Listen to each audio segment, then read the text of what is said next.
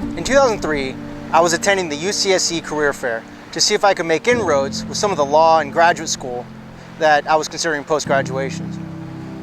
Keep in mind that this was the year that the United States, under George W. Bush, had launched a wildly unpopular war against Saddam Hussein via Operation Iraqi Freedom. At least from the perspective of my left to far left professors, classmates, and family members, it seemed wildly unpopular. As Operation Iraqi Freedom had kicked off, military recruiters were in attendance. Many students were outraged at the war and therefore conducting protests at the career fair due to the presence of military recruiters. At the time, I was president of the College Republicans and attempted to have a dialogue with the protesters. However, this was not possible. I wanted to let them know that taking out their frustrations on recruiters will not help, as the recruiters are not the ones making foreign policy decisions.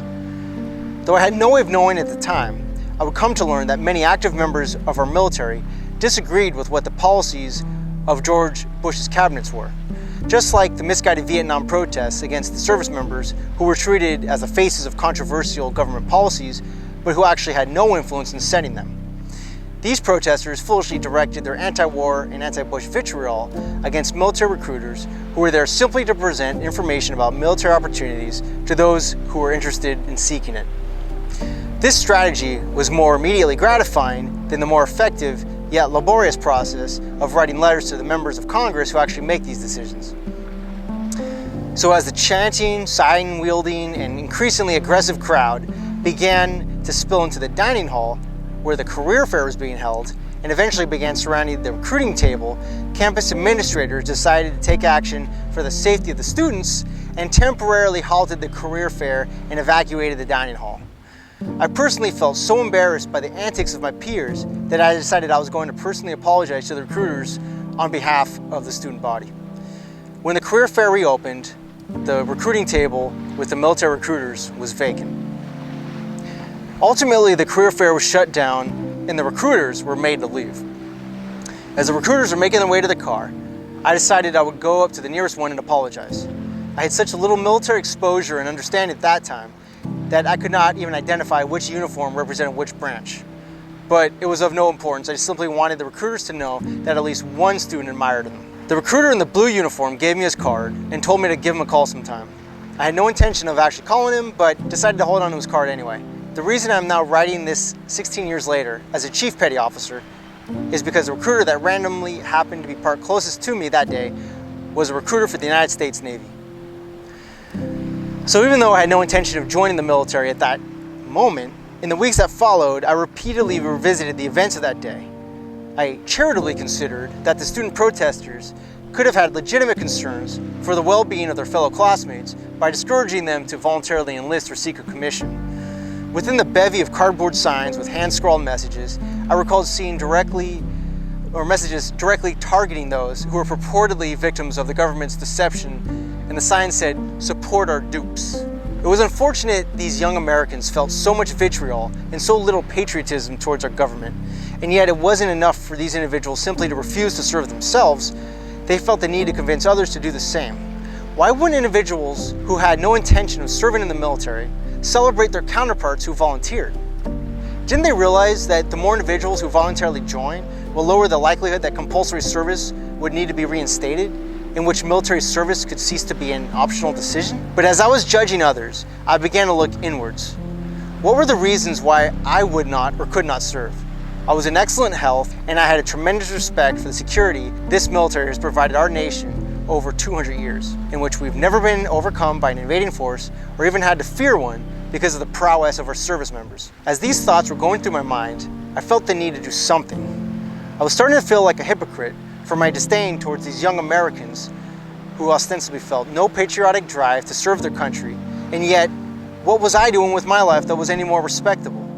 It was always easier to cheer on the players on the field than to join them on the field. It's also a lot easier to criticize them. But what was my reason for not serving? Because I didn't want to endure the hardship of giving up the day-to-day freedoms of going where I wanted, eating what I wanted, and dressing how I wanted? And because I decided that I shouldn't be inconvenienced, so therefore these burdens should be imposed on other Americans? Your decision to do or not to do something should never be decided based solely on comfort or convenience. Otherwise, why would you ever wake up at 5 a.m. on a cold morning to run when you could just stay in your warm bed for another hour? The decision to motivate yourself to do the things that offer a long-term benefit require the discipline to suspend short-term pleasures. I knew I needed more of this kind of discipline, and I assumed that I would develop more of it through military discipline. Over the next few days, I spoke to anybody that had a relative serving. I looked at online message boards for personal accounts of what the experience had been like and whether they were glad they served. Subconsciously, I was probably hoping to find more reasons not to join so I could justify not having to serve after college. When you have a desired conclusion in mind, the internet will always provide the resources to help you substantiate it. I found plenty of complaints about ship life, awful deployments, frequent and mandatory relocations that strained their spouses and children, and the terrible compensation. But I also came across some truly inspirational accounts about the lifelong pride these people had from having served and earning the title of veteran. Nearly all of the people I spoke to in Santa Cruz, and all of my family members back at home, either directly or indirectly, talked me out of joining the military. For some, it was clear that they believed that military service was not a patriotic calling, but rather a last or even only resort for those not equipped to go to college or make it on their own in the real world. And the fact that most of my family lived in left-leaning cities with high homelessness, such as San Francisco, probably also shaped their opinions that the military either catered to the mentally ill or left them that way from serving, due to the high numbers of panhandlers purporting to be veterans. I knew my friends and family had what they thought were my best interests by trying to discourage me from joining, because I was about to graduate college and I had already had my first job lined up. I came from a financially secure family with the means to support me if I was unable to do so. And I had had no compelling reason, such as a need for healthcare, money, or education, to join the military. So to them, the tangible risks of what could happen to me in the military clearly outweighed the intangible benefits, if they could even surmise any. Before I joined, I had been on track to agree with them. So before I decided to join, I sent an email to the recruiter and ended up meeting with him. As I started boot camp, I honestly felt that I wouldn't make it through. I was shocked at the treatment and I hated it. I had several issues in boot camp due to my analytical mind, such as why we couldn't use blankets or why we couldn't do a certain thing when I knew it would be better to do it the way I wanted to do it. But however, after several weeks, I thought if I do get through this, it would be a major accomplishment in my life and I'd be proud. I survived, and when it came to boot camp graduation, my father refused to attend. All the other family members attended. This was the proudest moment of my life to that point, because I committed to something and I saw it through. And when I say I survived, yeah, I mean, boot camp is nothing. But when you're in the middle of it and when you've come from such a sheltered background that I have, survive seems like an apt term. After graduation, I was finally able to go out on the town.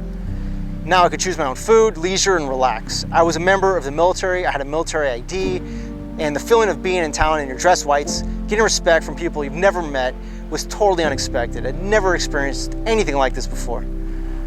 So in the reserves, you go to the same boot camp, you get the same rate training, in my case, electronics technician, apprentice technical training, and A school, so I'm an ET now, while becoming a contributing member of the military, just not a full-time contributor. As a reservist, I would train every month, generally just for one weekend, and occasionally 2 to 4 weeks, so my skills and equipment would be ready if an emergency arises and the active duty force needed to be augmented with the ready reserves. Until that time, I could live in an otherwise completely normal civilian home, have a normal civilian life. I could attend law school after years of boot camp and rate training, do an internship with JAG, pass the California bar exam, become a licensed attorney at the age of 29 while wearing the rank of E5. I found out I could do all these things as a Navy reservist, and I did all of them.